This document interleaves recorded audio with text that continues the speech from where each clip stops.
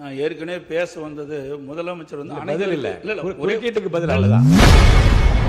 சட்டசபையில் அதிமுக பொதுச் செயலாளர் எடப்பாடி பழனிசாமி பேசும்போது குறுக்கிட்ட சபாநாயகர் பேச்சால் சட்டமன்றத்தில் சலசலப்பு ஏற்பட்டுள்ளது. திரு கே எடப்பாடி பழனிசாமி அவர்கள்.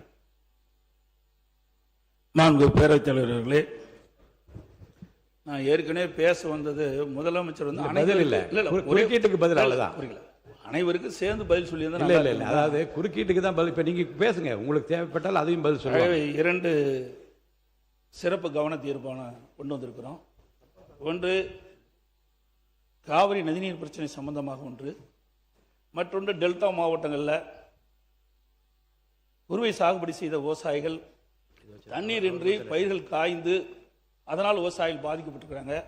அந்த பாதிக்கப்பட்ட விவசாயிகளுக்கு தேவையான நிவாரணத்தை அளிக்க வேண்டும் என்ற 2 தலைப்பின் அடிப்படையில் தான் நாங்கள் கொடுத்தோம். காவிரி நதிநீர் பிரச்சனை பற்றி நான் ஏற்கனவே இதே அவையில் நம்ம கொண்டு வந்தோம்.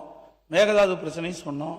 நடுவர் மன்றத்தை பற்றி இங்கே ஒரு கருத்தை, ஒரு தீர்மானத்தை கொண்டு வந்து நிறைவேற்றிருக்காங்க. அது வந்து நான் ஏற்கனவே தெளிவாக நான் சொன்னேன். பத்திரிகையெல்லாம் வேறு விதமாக வருகின்றது. 18ஆம் தேதி கொடுக்கப்பட்ட அந்த சட்டமன்ற உறுப்பினர்களுக்கு கொடுக்கப்பட்ட அரசு தனி தீர்மானத்தில் கொடுக்கப்பட்ட அந்த வாசகத்தின் அடிப்படையில் தான் முன்மொழிஞ்சு அதனை செய்திகளை உள்ளது உள்ளபடி தெரிந்து கொள்ள ரெஃப்ளெக்ட் நியூஸை சப்ஸ்கிரைப் பண்ணுங்க.